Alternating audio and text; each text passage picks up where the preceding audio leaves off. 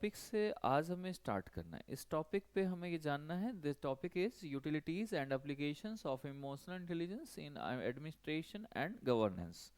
Okay, so हमें इस चीज़ को बताना है कि कैसे ये इमोशनल इंटेलिजेंस का यहाँ पर कैसे यूज़ होगा, एक ब्यूरोक्रेट के लिए क्या ज़रूरी है, कैसे ज़रूरी है, क्या क्या इसमें गवर्नेंस में कैसे लाएंगे, how can emotional intelligence be developed, and in चीज़ों को कैसे डेवलप होगी, कैसे चीज़ें बढ़ेंगी। और आजकल तो वैसे भी एआई का टाइम आ गया है, तो इमोशनलेस आ गई चीज़ें, एआई है बट वो इमोशनलेस है। और हम ब्यूरोक्रेट हैं तो हमें इमोशन भी चाहिए देखना है। तो हम कई जगह ऐसा होता है, जैसे बहुत लोगों को होता है कि सर सभी जगह एआई आ जाएगा तो क्या हमारी जो जॉब्स हैं वो कम हो जाएंगी, जो चीज़ें हैं वो कम हो जाएंगी। नहीं दोस्त, ये सब कम नहीं होने वाला, चाहे एआई आ जाए चाहे कुछ भी आ जाए। विदाउट ह्यूमन कुछ भी नहीं होता है। थोड़ा सा हाँ ये ज़रूर हो सकता है कि काम की स्पीड बढ़ जाती है, बट ऐसा नहीं है कि सारी चीज़ें एकदम क्लियर हो जाए। जैसे आजकल आप चैट जीपीटी देखते हैं, आप चैट चैट जीपीटी में लोग क्या करते हैं, बच्चे बहुत सारे उससे पढ़ते हैं, लेकिन कभी आप ध्यान दीजिए, चाहे वो गूगल हो चाहे वो चैट जीपीटी हो, उन सभी में जब आप अपना थोड़ा सा पढ़ने का आदत डालते हैं बुक से, जब उसमें देखेंगे तो आपको डिफरेंसेस मिलेंगे उसमें बहुत सारे। डिफरेंसेस क्यों मिलते हैं, रीजन उसके पीछे ये है क्योंकि वो किसी न किसी चीज को उठाया हुआ होता है। वो किसी बुक से नहीं पढ़ता, जो हमने मेंशन किया है, जो हमने डाल रखा है, जो चीजें हैं, कंटेंट है, वो कहीं ना कहीं से वो कंटेंट वो उठाता है और उसको सेव करता जाता है। उसको सेव करने वाले लोग लगे हुए हैं, तो वो चीजें आ सकती हैं। लेकिन और रही बात इसकी कि जब काम होता है, जॉब कहीं करते हो, कुछ भी ऐसी चीज होती है, लाइफ को जीने के लिए एआई की जरूरत नहीं है, लाइफ को जीने के लिए इमोशन की जरूरत है। इमोशन बहुत जरूरी है। आपको मालूम है, अगर इमोशन नहीं हो, गवर्नेंस में तो खास करके जरूरत है। रीजन, इमोशन नहीं हो आपके, देखिए आजकल मोबाइल भी काफी इमोशनलेस बना दिया आपको। इमोशनलेस भी है कहीं ना कहीं, और कहीं ना कहीं एक जो आप लोनली लोनली फील करते हो, वो कहीं ना कहीं इस पे मिक्स्ड है, मैं जो कहूँगा। अगर मुझे लगता है जो लाइक जैसे कि आजकल देख लो कि बहुत सारे डाइवोर्स केसेस होने लगे हैं। बहुत सारी चीज़ें ऐसी होती हैं कि हमें चीज़ें ठीक नहीं लगती हैं, शादी हो जाती है, फिर इसके बाद बच्चे अलग रूम पर, बच्चों बच्चों पर ध्यान नहीं होता, बच्चों का पेरेंट्स के लिए जो एक इमोशन होता है वो नहीं होता है, खत्म हो जाता है। रीजन, वो मोबाइल पे अपने लगा हुआ है, बात हो रही, बात नहीं हो पा रही, वो आपस में बात, वो अपना मोबाइल चेक कर रहा है, वो अपने मोबाइल चेक कर रहा है। पहले क्या होता था, जब खाना खाते थे तो सब बैठ के बातें करते थे, किसी चीज पे डिस्कस होता था, ज्यादा से ज्यादा हुआ तो टीवी चला लिया, कोई न्यूज या कुछ ऐसा चल रहा है। अब क्या होता है, अपने अपने मोबाइल पे लगे हुए हैं और बस खा रहे हैं, मोबाइल पे आधा ध्यान है आधा। तो ये कहीं ना कहीं एक एआई का ही पार्ट, बेसिकली डिजिटल है चीजें, ठीक है, वो एक ठीक है चीजें, लेकिन हमें इतना ज्यादा इस चीज पे नहीं आना चाहिए। क्योंकि अगर इमोशनलेस होना शुरू हो जाएगा तो यहाँ पर कत्ल होना शुरू हो जाएंगे, लोग एक दूसरे को मारना शुरू कर देंगे, फिर रिलेशन खराब होंगे, फिर जो आप जो चीज़ समझते हैं वो सारी चीज़ें खत्म हो जाएंगी, लोग सिर्फ और सिर्फ जिएंगे, और वो भी जानवर की तरह हो जाएंगे, जो एक दूसरे के लिए कोई भी फीलिंग्स नहीं आएंगी।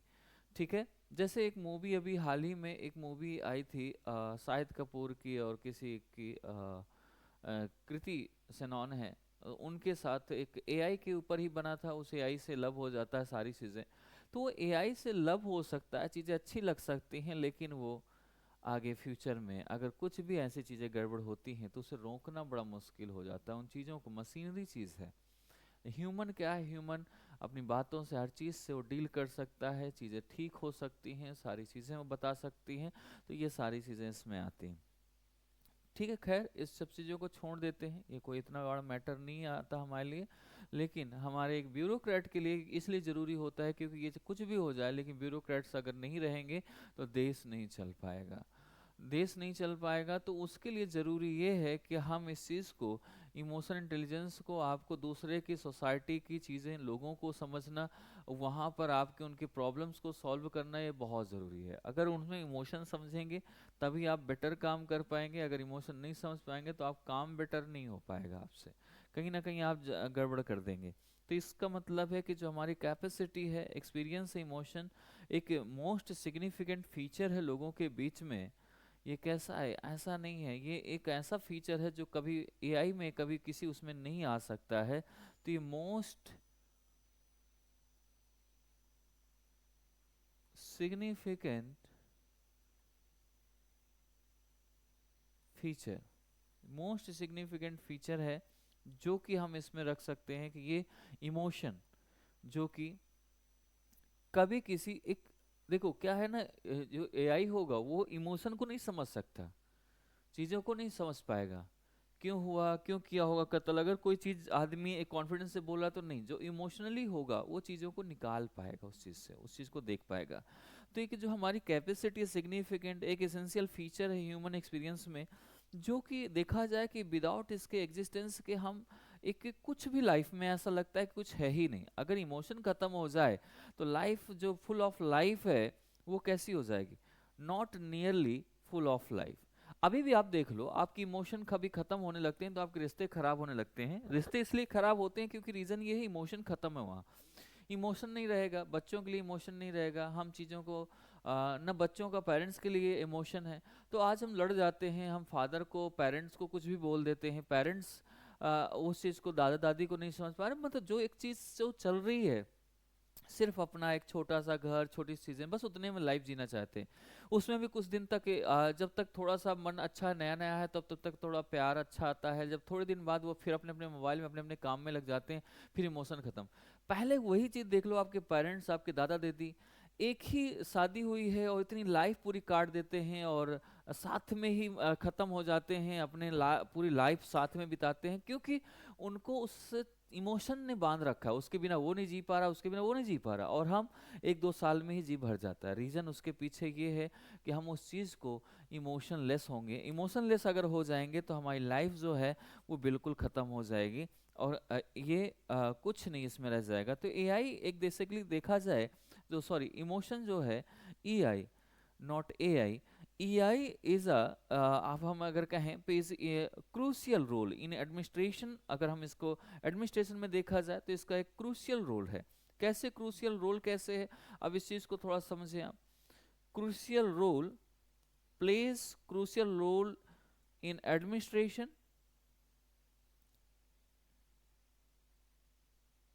एंड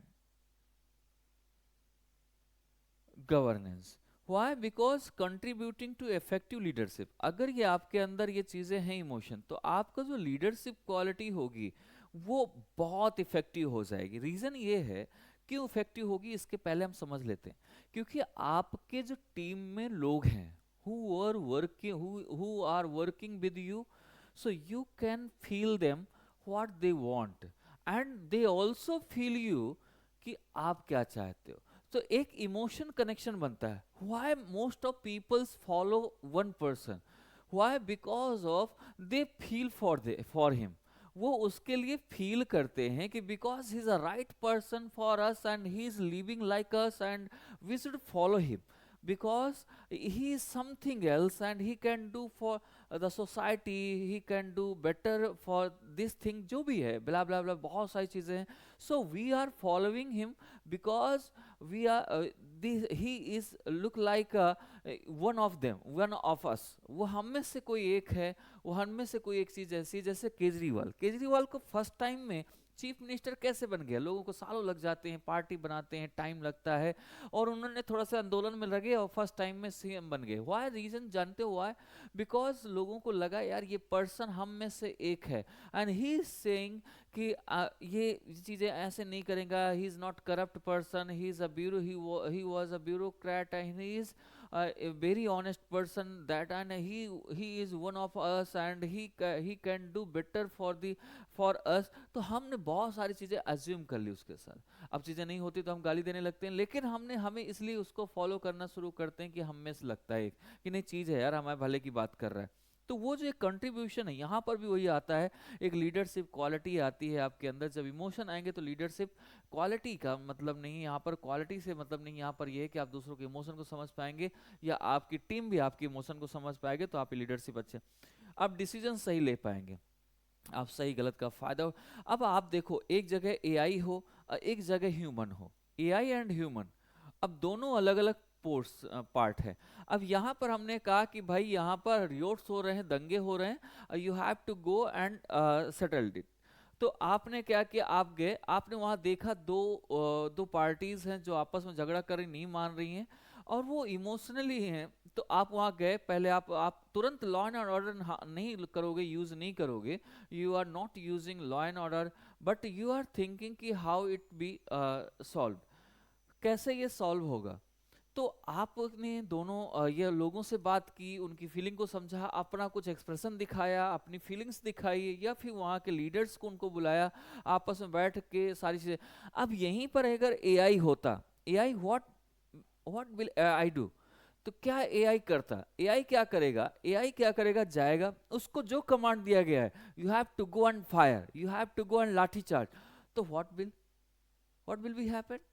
आप सोचो कि क्या होगा, बहुत बुरा हाल हो जाएगा, क्योंकि उसको नहीं मालूम कि मुझे क्या इमोशन, नहीं जानता वो। सो वो एआई वहां पर गड़बड़ हो जाएगा। तो एक डिसीजन मेकिंग में भी ये काम आता है, डिसीजन मेकिंग। एंड आप interpersonal relationship, personal relationship, and also emotion intelligence refers ability to recognise. आपके अंदर इमोशन इंटेलिजेंस एक और चीज है कि आपको रिकॉग्नाइज करने की आपके अंदर एबिलिटी आती है। किसी को पहचानने के लिए आप देख लो, आपके फादर हो, आपके दादाजी हो, आप किसी दोस्त को अपने लेके जाओ तो पहले देख के बता देते इससे दूर रहो, he is not good person. Because उन्हें लाइफ में इतनी चीजें देखी हैं, समझी हैं, इतना चीज देखा है कि वो आदमी को पहचान पा रहे हैं, समझने की उनके पास ताकत है। एंड मैनेज, और दूसरे के इमोशन, अपने इमोशन को समझना, उनके यूटिलाइज कहाँ पर कैसे करना है। आप देख लो, आप कहो शादी के लिए जबरदस्ती करो, आपके पेरेंट्स आएंगे ऐसा इमोशनली ब्लैकमेल करेंगे, आप कहोगे नहीं पापा बस आप ही हो। इस चक्कर में लड़का फंस जाता है। कई बार ऐसा होता है, लड़के ने क्या किया, लड़का लड़की ने दोनों तय किया कि नहीं हम करेंगे यार शादी, एनी हाउ हमें करना ही करना है, चाहे कुछ भी हो जाए। ठीक है, लड़की लड़के ने पहले इन्फ्लुएंस तो किया ही लड़की को है। जब वो फंस गए, जब दोनों ने शादी हो गई, दोनों शादी करने का तो कोर्ट मैरिज चले गए, कोर्ट शादी कर लेंगे, बाद में बताएंगे फैमिली को, क्योंकि पहले मना कर देगी, अब पता लग जाएगा तो शादी नहीं होगी। ऐसे बहुत सारे उसके थॉट्स आते हैं। फिर लड़के ने शादी कर ली, लड़की ने शादी कर लिया, फिर जब पेरेंट्स को पता चला तो पेरेंट्स ने कहा देखो ये गलत है, तुम इसे ऐसा करो, तुम बोलो कि बहका के ले गया था और मेरे ऐसा, और बस एकदम इमोशनली ब्लैकमेल। लड़की क्या करती है, अपने मम्मी पापा की इमोशन में आई और उसने क्या किया, उसने बोल दिया 6 महीने तक, इसीलिए लड़की को देवी बना के रखना चाहिए कि बदलने ना पाए, अपने माँ बाप से मिलने ना पाए, खास करके अगर शादी लव मैरिज या कोर्ट मैरिज करना तब, लव से अगर कोर्ट मैरिज हो रहा है तब।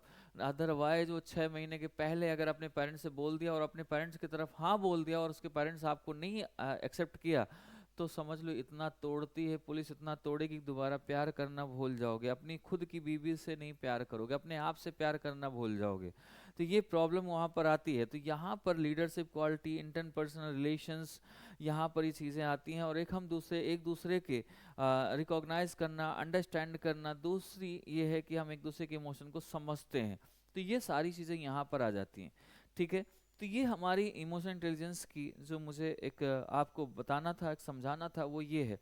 लेकिन अब यहाँ पर बात आती है कि सर एडमिनिस्ट्रेशन एंड गवर्नेंस में एप्लीकेशन कैसे होगा, कैसे काम करती हैं, क्या क्या चीज़ें आती हैं इससे, क्या क्या बनती हैं, क्या क्या बिगड़ती हैं, और कैसे इसे हैंडल कर सकते हैं। बहुत ज़्यादा इमोशनल होना ज़रूरी है या फिर थोड़ा इमोशन, कैसे इंटेलिजेंसी कैसे यूज़ करें उसमें। अब यहाँ से हम उसको शुरू करेंगे। तो आपको next heading is application of emotional intelligence in governance, in administration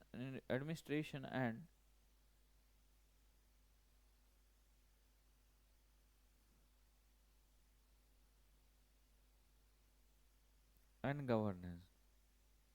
अब यहाँ पर एप्लीकेशन ऑफ, इसमें एडमिनिस्ट्रेशन में कैसे ये कैसे काम करता है, ये डील करती है चीज़ें। अगर आपके अंदर है इसमें एप्लीकेशन ऑफ इमोशनल इंटेलिजेंस और ये सब चीज़ों के बारे में आप जानते हैं, तो आपको यहाँ पर एक चीज़ दिखाई देगी। नंबर 1 इज कि आप गवर्नेंस में डील करेंगे, डीलिंग विद मल्टीपल ऑफिसर्स, आपका काम आता है।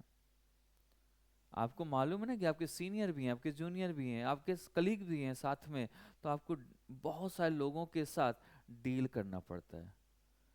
और हर चीज को तो याद भी नहीं चीजें रहती, या कई बार ऐसा होता है कि हमें हर तरह का इमोशन, हर हर व्यक्ति का इमोशन अलग होता है। तो डीलिंग विद मल्टीपल ऑफिसर्स, जब आप मल्टीपल ऑफिसर के साथ डील करते हो, तो exceptionally intelligent, connectivity, smart and intellectual, ये ऐसा एक्सेप्शनल केस होते हैं कि ऐसी चीजें आपको मिले, कि आपकी हर चीज समझ पाए आप, या आपकी बातों को वो समझ पाए, या आप उसकी बातों को समझ पाए। हर एक व्यक्ति को नहीं, किसी एक दो को समझ पाएंगे, लेकिन सबको नहीं। तो यहाँ पर इमोशन, हर एक का काम कर पाओ ये भी जरूरी नहीं है। तो वहां पर इमोशनली हम एक दूसरे की मजबूरी को समझते हैं, हम एक दूसरे कंपल्सन को समझते हैं, उसे रीड करते हैं, उन चीज़ों को देखते हैं। तो एक ये चीज़ हमारी इसमें आ जाती है ना, स्ट्रगल। और फिर इसके बाद आप देख लो, इसके साथ साथ इमोशनल इंटेलिजेंस की एक सर्कमस्टांसेस को क्लियर करने के लिए भी इमोशनल इंटेलिजेंस की ज़रूरत है। कई बार ऐसी सिचुएशन आ जाती है कि भाई हम क्या करें, कैसे मैं डिसीजन लूं इस चीज को। तो सर्कमस्टांसेस, इसलिए इसे बोला जाता है सर्कमस्टांसेस के बीच में भी इसमें क्रिटिकल थिंकिंग आपकी आती है। You need for emotional intelligence is made clear in this, या इन दिस सर्कमस्टांसेस। जैसे इन इस टाइप के अगर कोई सर्कमस्टांसेस किसी भी टाइप का आपके लाइफ में आ जाए, तो उसको आप ब्लर नहीं होगा, आप उसे क्लियर समझ पाएंगे। दो लोगों के बीच का है, इमोशन से आप हो और साथ में इंटेलिजेंट भी हो, तो आप उस चीज़ को, उसको सही गलत को आप सही से आंसर निकाल पाएंगे, उसका रिजल्ट निकाल कर सही को जस्टिस दिला पाएंगे उस चीज़ को। मतलब they struggle from the social connection, many of them react to the outward world and hostile and brutal manners. बहुत सारे लोगों के होता है, जैसे कि आप देख लो पिछले लास्ट ईयर महाराष्ट्र में एक लड़के ने एक लड़की को बहुत सारे टुकड़े करके अपने फ्रिज में रखे हुए था, और उसका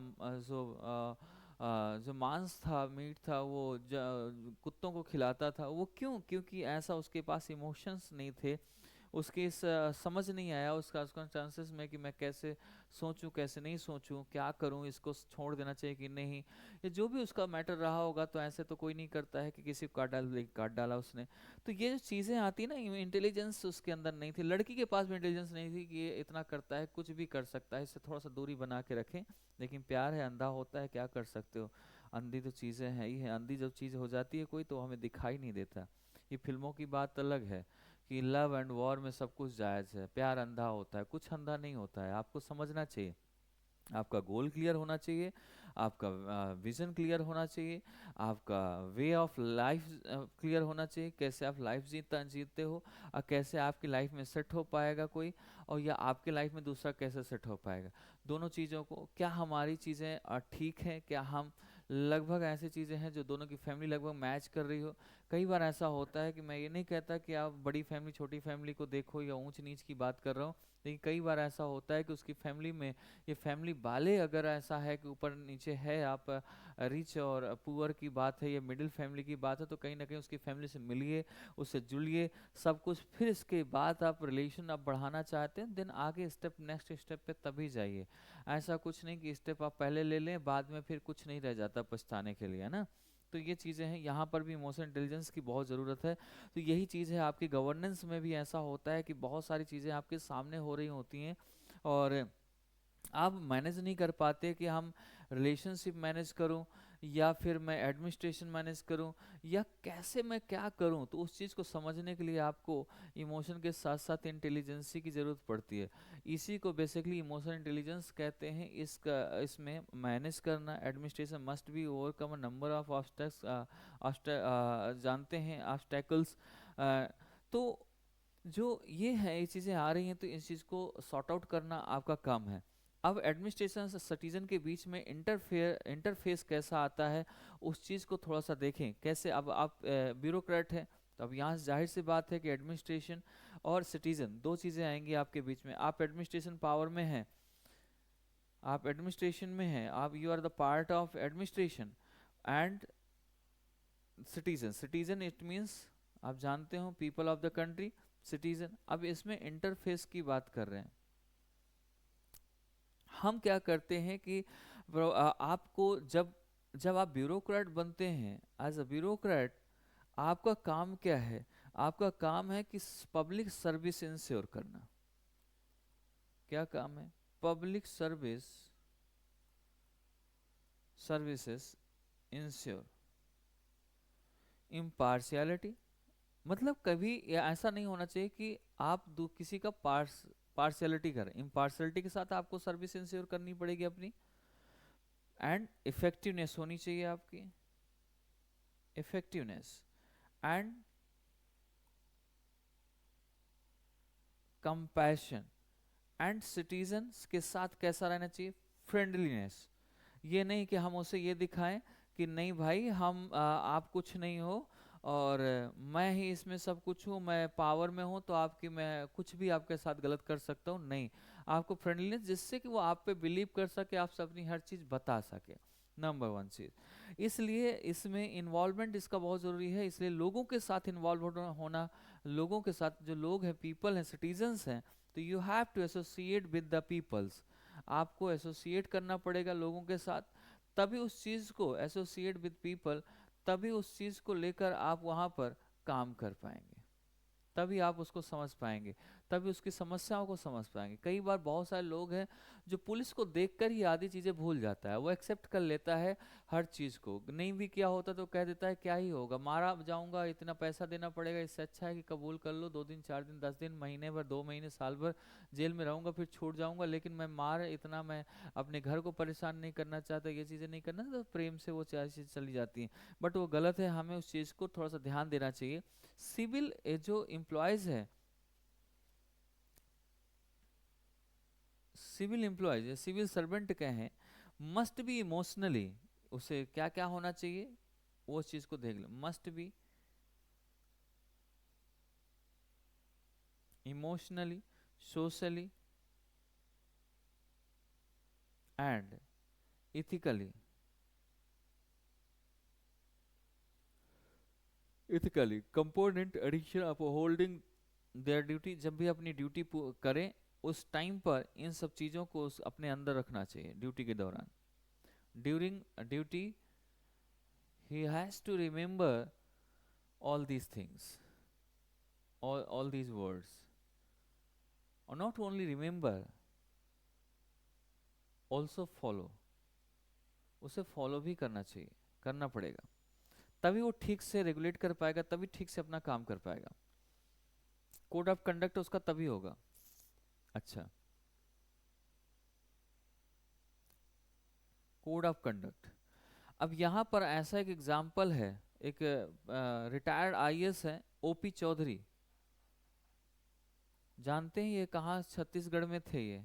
ओपी चौधरी का नाम सुन लो, बहुत अभी अभी फेमस है, अभी हैं, ऐसा नहीं खत्म हो गए हैं। OP Chaudhary former IAS officer.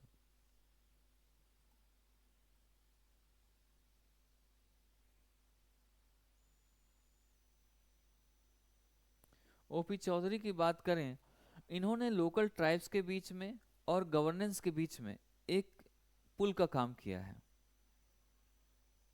Local tribes इन्हें भगवान जैसे मानती है, मालूम है? लोकल ट्राइब्स एंड पब्लिक, इनके बीच में इमोशनल इंटेलिजेंसी के हिसाब से काम किया और इनके बीच में एक ब्रिज बनाया, इनको कंडक्ट कराया, इन्हें एजुकेशन दिलाने की बात करी, एजुकेशन दिलाया उनको, एक सिटी में ऐसा करके किया, education city in the Dantewada area में छत्तीसगढ़ में खुलवाया, कंस्ट्रक्शन करवाया उसका, वहाँ पर खुलवाया, जिससे ट्राइबल्स जो हैं और ट्राइब्स वहाँ उनके बच्चे जो हैं वो पढ़ सके वहाँ पर। तो इन्होंने बहुत अच्छा काम किया। ऐसी चीज़ें हमारे उसमें आनी है ड्यूटी के टाइम पर, ये सब आपने जेब से नहीं लगाया, गवर्नमेंट का ही लगवाया, बट उस चीज़ को समझ पाए। ठीक है, अब आते हैं हम कैसे प्रॉब्लम सॉल्व करेंगे। प्रॉब्लम सॉल्विंग, ये कैसे कैसे चीज़ें, किरण बेदी का एक केस ले सकते हो, सॉल्विंग सोसाइटल प्रॉब्लम्स कैसे सॉल्व हुई, एक एग्जांपल ले सकते हो।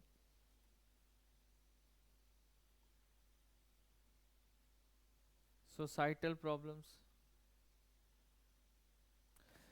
तो जैसे इसमें आप देख लो कि कई बार कम्युनलिज्म, रीजनलिज्म, ऐसे बहुत सारे, कास्टिज्म, ये सारी चीज़ें आती हैं आपकी, ये सोसाइटल प्रॉब्लम होती है सबसे बड़ी। कास्टिज्म, कम्युनलिज्म, रीजनलिज्म, यही सारी प्रॉब्लम्स हैं। और इस सर्कमस्टांसेस में क्या खड़े होते हैं, इस जब ऐसी चीजें उठेंगी, ये जो प्रॉब्लम्स बढ़ेंगी, तो क्या आएगा, रिवोल्ट्स होंगे, दंगे होना शुरू हो जाएंगे। दंगे होंगे तो लोगों की क्या जाएंगे, डेथ हो जाएंगे, जाने जाएंगे, लोग घायल हो जाएंगे सारे। यहाँ पर ह्यूमनिज्म खत्म हो जाएगा। यहाँ जरूरत किस चीज की है, ह्यूमैनिटी की जरूरत है, ह्यूमनिज्म की जरूरत है, कंपैशन की जरूरत है, डिसीजन मेकिंग की जरूरत है। अब कौन लेगा, ब्यूरोक्रेट। ऐसे ही एक तिहाड़ जेल की इंस्पेक्टर रही हैं पहले, IPS general, inspector general, IG जिसे कहते हैं, inspector general of Tihar jail, IPS Kiran Bedi, सभी लोग जानते हैं इन्हें। इन्होंने ट्रांसफॉर्म किया।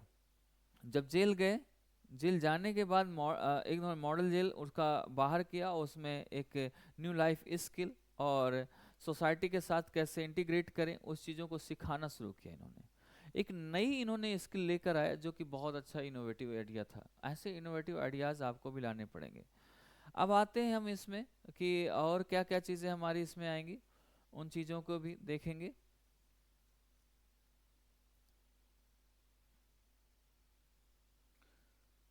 अब इसमें next point is intra organisation relation.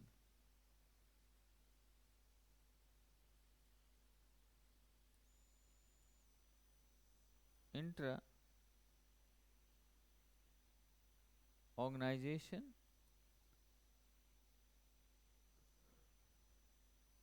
Relation. यहाँ पर अगर हम बात करें कि ये कैसे हमारा एक सुपीरियर सबॉर्डिनेट, इसका दोनों का ऑर्गेनाइजेशन के साथ कैसा इंट्रा ऑर्गेनाइजेशन रिलेशन कैसे बनेगा, कैसे क्या चीज़ें होंगी, उस चीज़ आपने पढ़ा है इसके बारे में कभी, इसके थोड़ा बहुत। हम्म, एक सेकंड रुकेंगे, बस मैं अभी यूं गया और यूं आया, बस only within some second, you have to wait few seconds.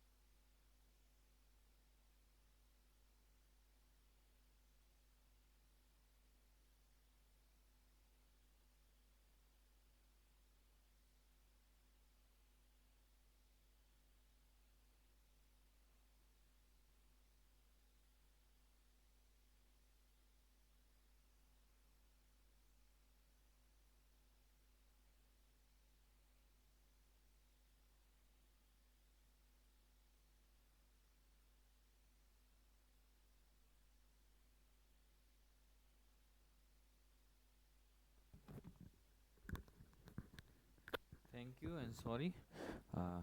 चलो, तो मैंने इंट्रा ऑर्गेनाइजेशन रिलेशंस की बात की। Adopt appropriate behaviour with both superior and subordinate.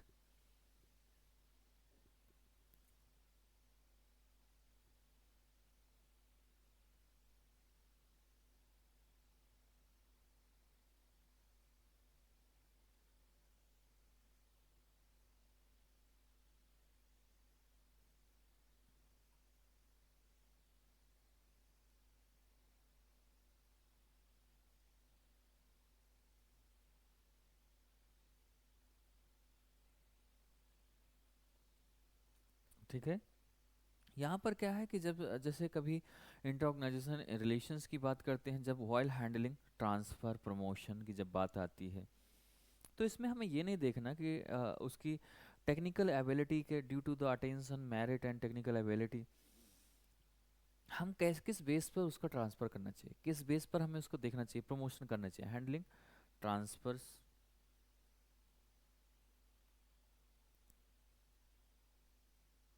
Promotions prizes and recognition with due to attention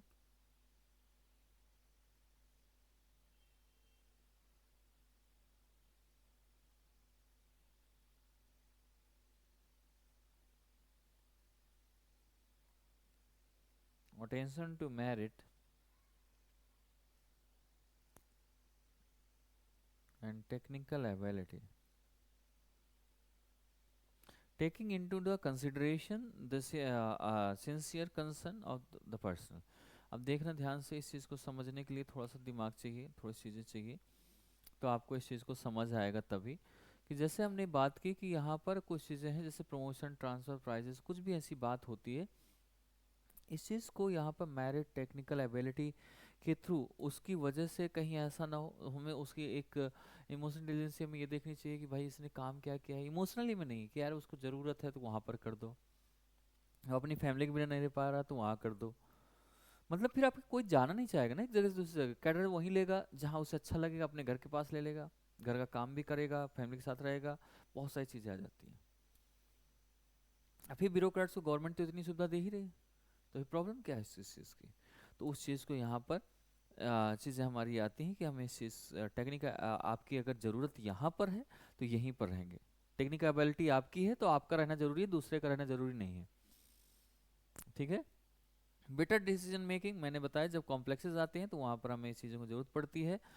education of policies, वहाँ पर हमें जरूरत पड़ती है इमोशनल इंटेलिजेंस की।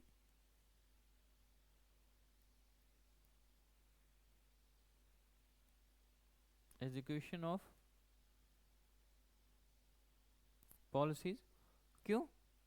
क्योंकि यहाँ पर आप लोगों की फीलिंग्स से, लोगों के इमोशन से जानते हैं कि लोगों को क्या ज़रूरत है, किस चीज़ की ज़रूरत है, सोसाइटी के बारे में जानते हैं। तो आप उस चीज़ में, पॉलिसी में वो चीज़ फोकस करोगे कि ये कौन सी चीज़ें हैं, कहाँ must be aware the motivation emotion behaviour of the people a government trying to influence.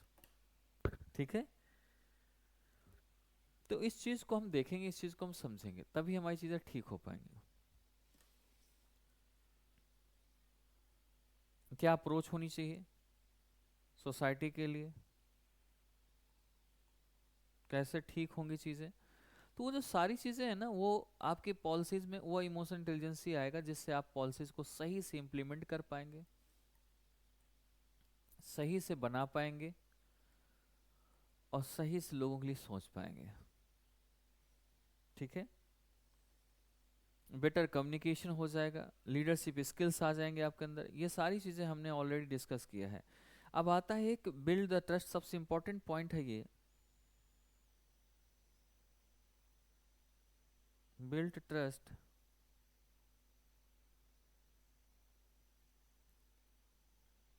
With public. Public के साथ आप कैसे अपनी चीज़ों को कैसे बिल्ड करते हैं, कैसे चीज़ें लेके आएंगे, और वर्क प्लेस में कैसे कैसे इमोशनल इंटेलिजेंस दिखाना चाहिए। तो आपको अगर मैं पॉइंट में अगर रखूं, को एक चीज़ ध्यान रखना, एक ब्यूरोक्रेट्स के लिए कैसे इमोशनल इंटेलिजेंस काम करता है, किन किन पॉइंट पे। नंबर एक, जैसे मैंने हर चीज को बताया वहां से शुरू करेंगे हम इसको।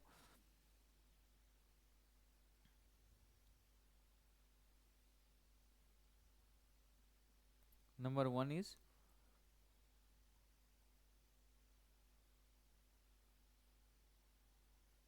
Administration and citizen interface.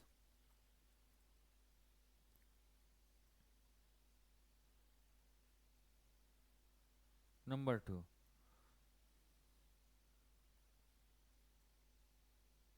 Solving societal problems. Number three, intra organisation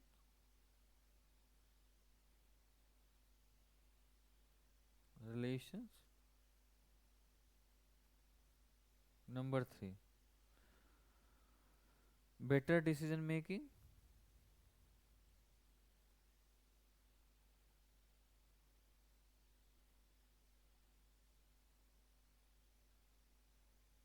number four, execution of policies.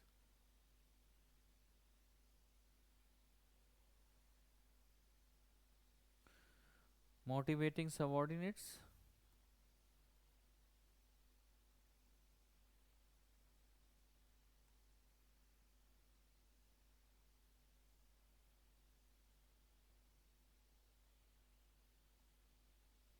Better communication.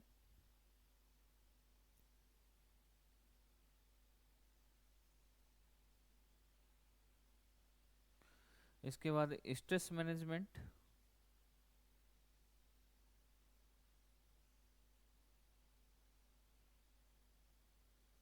And then promote leadership skill.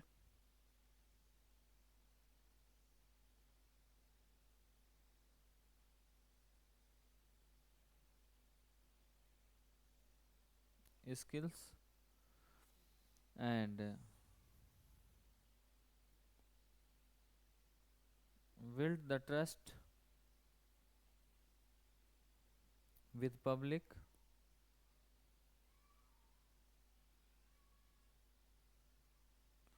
better governance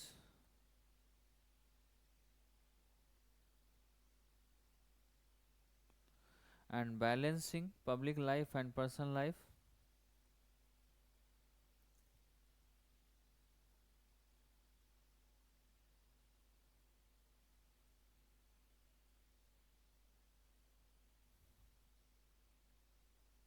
personal life, इतनी चीज़ें आपको ना यहाँ पर ध्यान दिलाती हैं। इतनी चीज़ें अगर नहीं दिख रहा हो मेरे पीछे का तो आप ऐसे करके देख सकते हैं, मैं ये खड़ा हो जाता हूँ, आप यहाँ पर भी देख सकते हैं। ठीक है,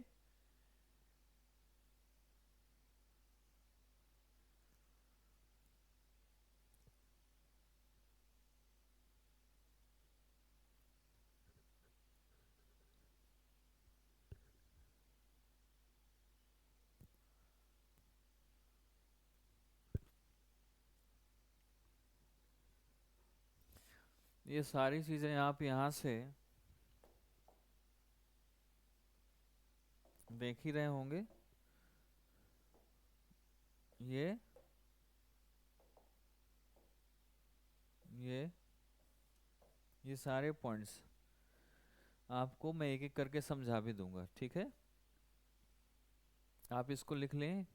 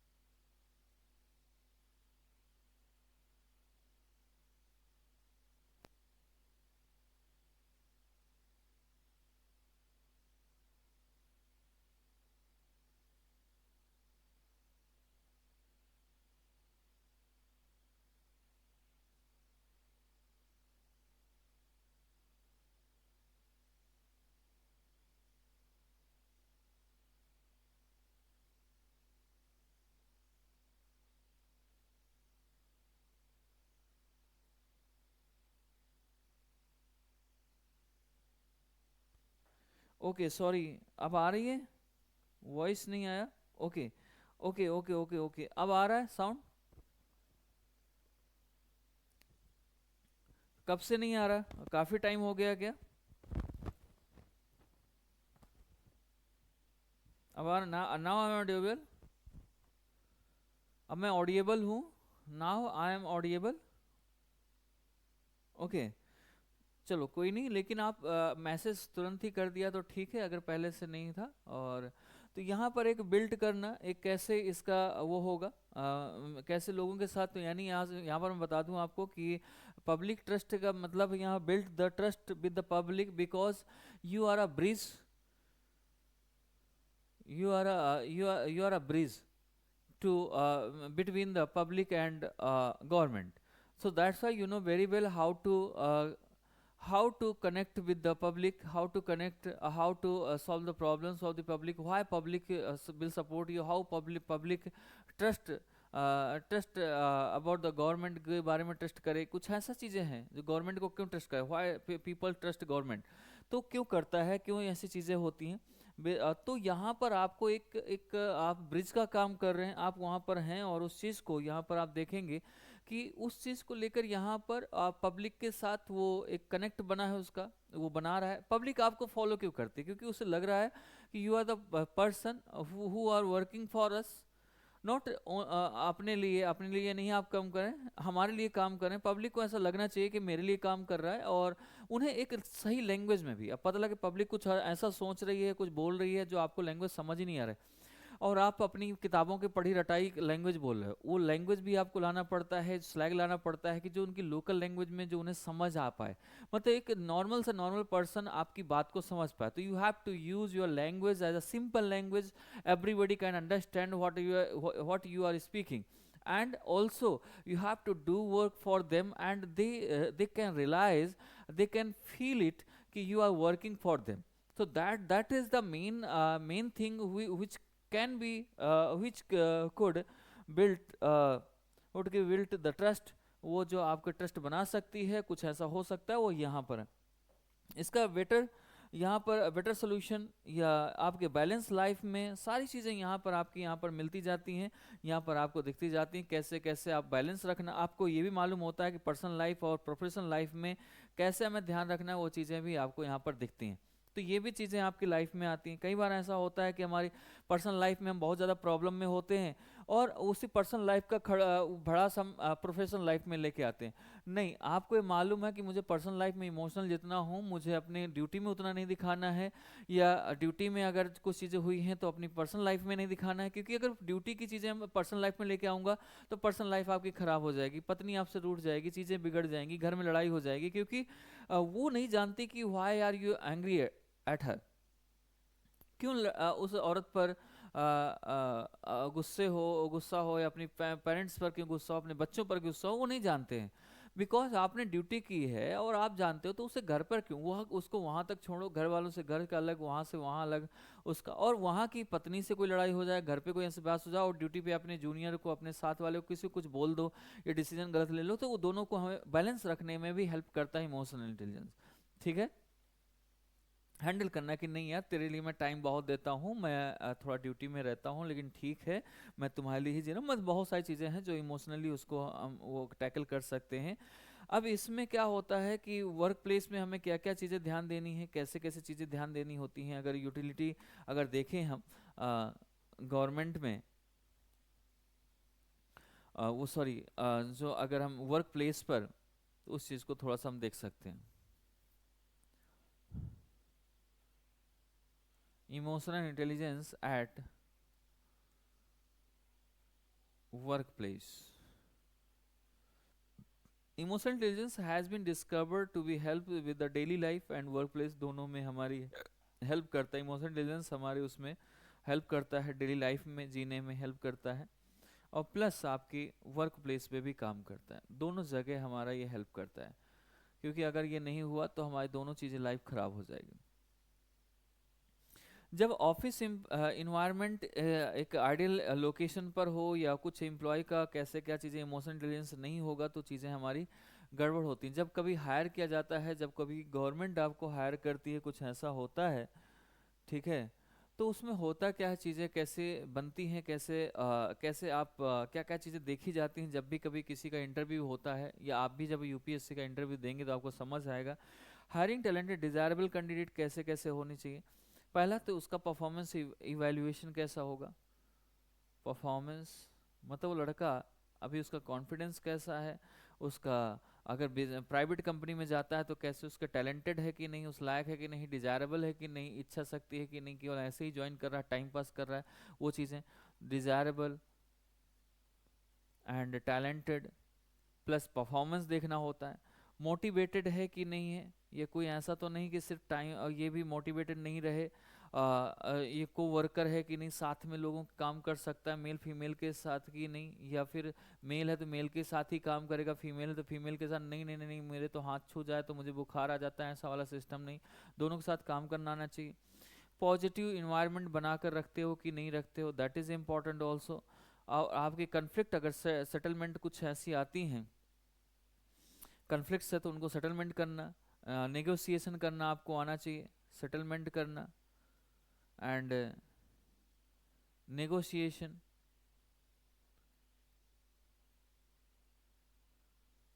एंड नेगोशिएशन करना आपको अच्छे से आना चाहिए। आपको अवेयर रहना चाहिए अपने रिस्पॉन्सिबिलिटी से। ये पीछे के आपके रिज्यूम में, आपके पीछे वर्क से, आपकी पढ़ाई से, स्टडी से पता लगता है कि आप कितने रिस्पॉन्सिबल हो कि नहीं हो, रिस्पॉन्सिबिलिटी उठा रहे हो कि नहीं हो रहा है। और पॉजिटिव एक आप सेटिस्फेक्शन आपके अंदर होना चाहिए। दूसरा ये है कि आपका ऑर्गेनाइजेशन का मेन जो पॉइंट है, वो ऑर्गेनाइजेशन के लिए कितना डेडिकेटेड हो। अगर गवर्नमेंट जॉब में हो तो अपने जॉब को लेकर कितने डेडिकेटेड हो, तभी आप इथिकली, अगर डेडिकेटेड रहोगे तो आप इथिकली काम कर पाएंगे, एक रिस्पॉन्सिबिलिटी उठा पाएंगे, अकाउंटेबल रहेंगे हम, ये सारी चीज़ें आपके अंदर आ जाती हैं। तो ये सारी फ्लेक्सिबिलिटी आपके उसमें होना चाहिए। अब होता क्या है कि अगर ये डेवलप कैसे होता है, अगर हमारे एक क्वेश्चन सबसे बड़ा आता है इसमें कि इमोशन इंटेलिजेंस डेवलप कैसे, हाउ टू डेवलप, कैसे हम डेवलप करें, ये सबसे बड़ा प्रॉब्लम है। How to develop,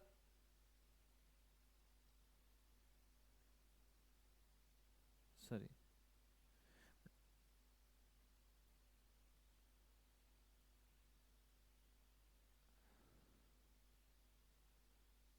how to develop emotional intelligence, कैसे डेवलप करें। एक तो पहला, हमें फीडबैक से, अपने फीडबैक इज़ द बेस्ट चीज़। हमें पता चलेगा कि हमारा फीडबैक क्या है, लोग हमारे बारे में क्या सोचते हैं, हम उस चीज़ से इमोशनली कनेक्ट होंगे और अपने आप को बदलने की कोशिश करेंगे, डेवलप करेंगे कि भाई ये चीज़ मेरी कमी है लगता है। दूसरा, योगा से, कई बार होता है योगा, माइंडफुलनेस, यानी एक तरीके से काम रहे आपका दिमाग, तब आप इमोशनल इंटेलिजेंस ही आप थोड़ा थोड़ा अपने आप को समझ पाएंगे कैसे क्या काम। कई बार होता है आप बहुत टेंशन में होते हैं, चीज़ें ठीक नहीं होती हैं, तो आप क्या करते हो, बैठ के सोचते हो कि मैं कैसे इसे सॉर्ट आउट करूँ, क्या होगा इसका, कैसे होगा। कोई होता है इंस्टेंट ले लेता है डिसीजन, इंस्टेंट सोच लेता है, कुछ लोग होते हैं जो नहीं सोच पाते इस चीज़ को, तो उस चीज़ को लेकर। इसके बाद है जिसके अंदर कंपैशन के, इसके अंदर कंपैशन, फॉरगिवनेस। मेडिटेशन का मतलब यहाँ पर क्या है, कंपैशन, फॉरगिवनेस आपके अंदर आ जाए। एंड इम्प्रूव इंटरेक्शन, जो कि अभी स्टाफ प्रमोट के बीच में, प्रमोशन जो भी हैं लोग, उनके बीच में आपका एक अच्छे से व्यवहार रहे, चीज़ें सही इन्हांस करने की कोशिश करें। एंड एम्पैथी डेवलप करो अपने अंदर, डेवलप एम्पैथी।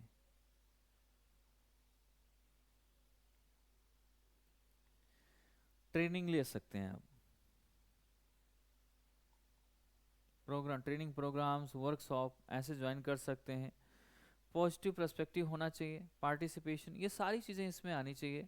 और आप लोगों के साथ पार्टिसिपेट करो। ऐसा एक मेरे साथ एक बहुत खासी लोग हैं ये दिल्ली के, कि मैं उन्हें जानता हूँ, वो काफ़ी रिच फैमिली से हैं, उनका बेटा है एक और एक बेटी है।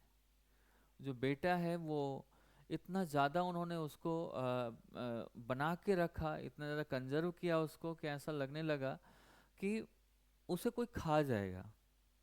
मतलब वो आज 32-33 साल की एज का है लगभग, और लेकिन वो बच्चे वाला हरकत है उसका। उसको ये नहीं मालूम कि कहाँ पर टॉयलेट करना चाहिए, ऐसे कार चला लेता है, ऐसे आना जाना सब कुछ उसे मालूम है कि कैसे क्या है, शादी होनी है, सब कुछ है। लेकिन जो उसके बीच बीच में जो हरकतें आती हैं उसे नहीं समझ आता कि दुनिया कैसी चल रही है, दुनिया का क्या काम है एक्चुअली, उसे नहीं मालूम है। रीज़न ये है कि हमने उस चीज़ को ना ही उसको डेवलप करने दिया, उसके इमोशंस डेवलप नहीं हुए, लोगों के लिए क्या सोचना है नहीं डेवलप है, उसको पेरेंट्स के लिए क्या सोचना है नहीं डेवलप है। आप उससे कह दो ये चीज़ होता है, हाँ होता है, आज जितना बताओगे उतना ही उसको मालूम चलेगा। आप कह दोगे नहीं होता, इसे मत करो, तो नहीं करेगा। वो अपने आप से नहीं दिमाग लगा पाता है कि मुझे क्या करना है, क्योंकि वो डेवलप नहीं हो पाया, उसको किसी ने फीडबैक नहीं दिया आप गलत कर रहे हो, किसी ने उसको एम्पैथी ट्रेनिंग, किसी चीज़ के लोगों से मिलना जुलना और कम्युनिकेशन, ये कुछ ज़्यादा किसी से होता नहीं, उसका करवाते नहीं फैमिली वाले।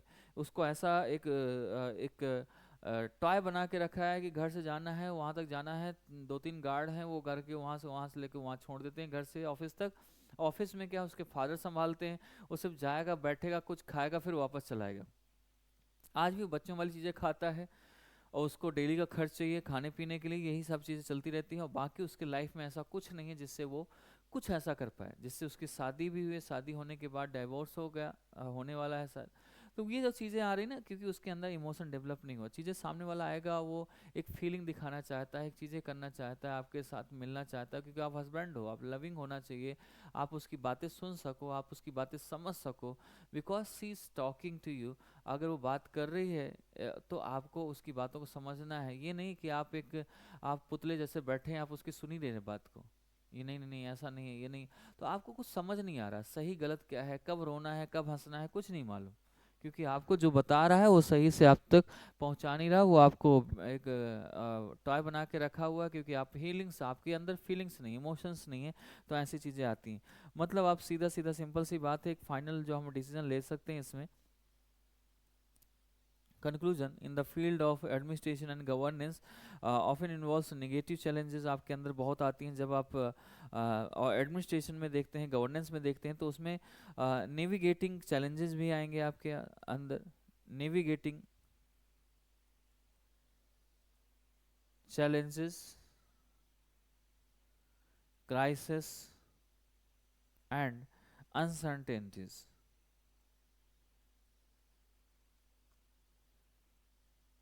uncertainties इसके बाद आपकी लीडर्स जो होंगे विद इमोशनली इंटेलिजेंस अगर हैं, तो आपके अंदर एक फेस ऑफ डाइवर्सिटी आएगी, आप मैनेज कर पाएंगे, स्ट्रेस को मेंटेन कर पाएंगे, फोकस को अपने और अपने कॉन्फिडेंस को भी अच्छा कर पाएंगे। तो ये सारी चीज़ें आपके अंदर इमोशनल इंटेलिजेंस से आने के बाद ये सारी चीज़ें ठीक हो जाती हैं।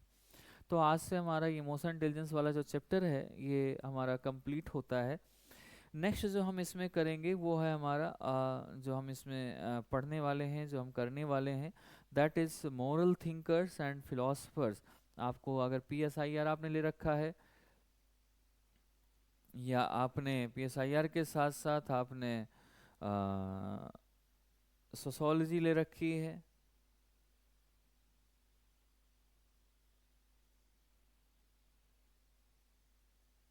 या आपने एंथ्रोपोलॉजी ले रखी है, इन सभी में आपको ये थिंकर्स पढ़ने को मिलते हैं, या फिलॉसफी, तो थिंकर्स मिलेंगे आपको, और थिंकर्स फिलोसफर्स जिनके बारे में हम स्टडी करेंगे। इसमें कुछ मैं थिंकर्स जिनके बारे में आपको थोड़ा सा पढ़ के आना, नहीं बाहर का पढ़ो तो अपने इंडियन थिंकर्स के बारे में ज़रूर पढ़ लेना।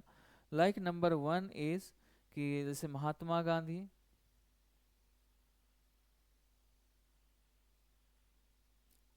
हमारे यहाँ के सबसे बेस्ट पहले फिलोसफर तो आप जानते ही हैं कौन हो सकते हैं, वो है लॉर्ड कृष्णा।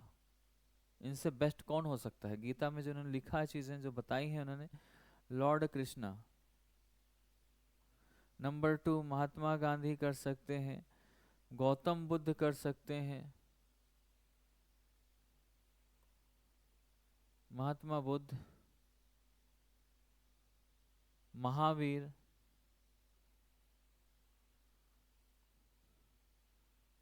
चाणक्य,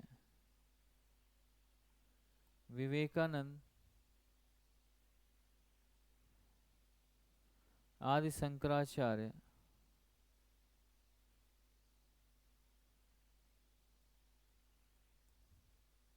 रविंद्रनाथ टैगोर।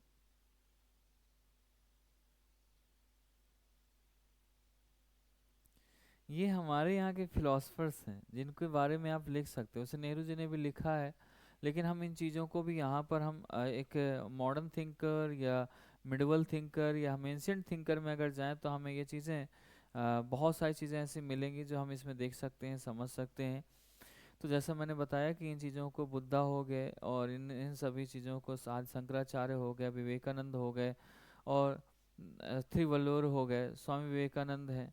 तो ऐसे हमारे बहुत सारे, रविन्द्रनाथ टैगोर हैं। तो ऐसे बहुत सारे लोग हैं जिनके बारे में हमने डिस्कस किया, यहाँ पर लिख रहे हैं, रख रखा मैंने। तो इनके बारे में, इंडियन थिंकर्स के बारे में, इनके बारे में लिख सकते हैं, पढ़ सकते हैं। बाहर बाहर के अगर पढ़ते हो तो आप थोड़ा सा इनको देख लें। सोक्रेटिस सबसे इम्पोर्टेंट है, और दूसरे हमारे प्लेटो, इन्हीं के स्टूडेंट हैं प्लेटो, जो PSIR में सोशोलॉजी में बहुत बड़ा नाम है इनका। नंबर 3 अरिस्टोटल, ये भी स्टूडेंट हैं प्लेटो के,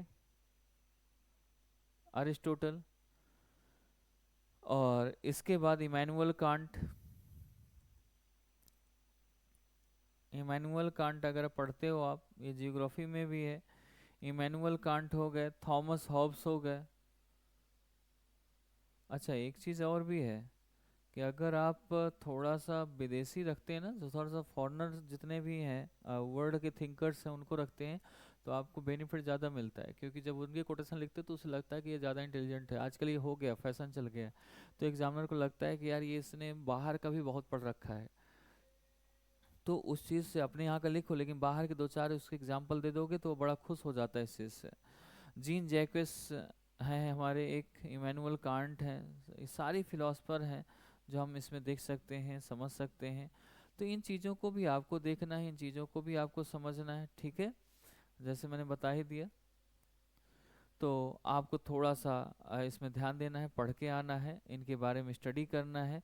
फिर हम इसमें बात करेंगे, हम इसमें समझेंगे। नेक्स्ट मंडे को होगी क्लास, कल नहीं होगी क्लासेस मेरी मे भी। तो उन चीज़ों को थोड़ा सा आपको ध्यान रख के उसे पढ़ते जाना है, ठीक है।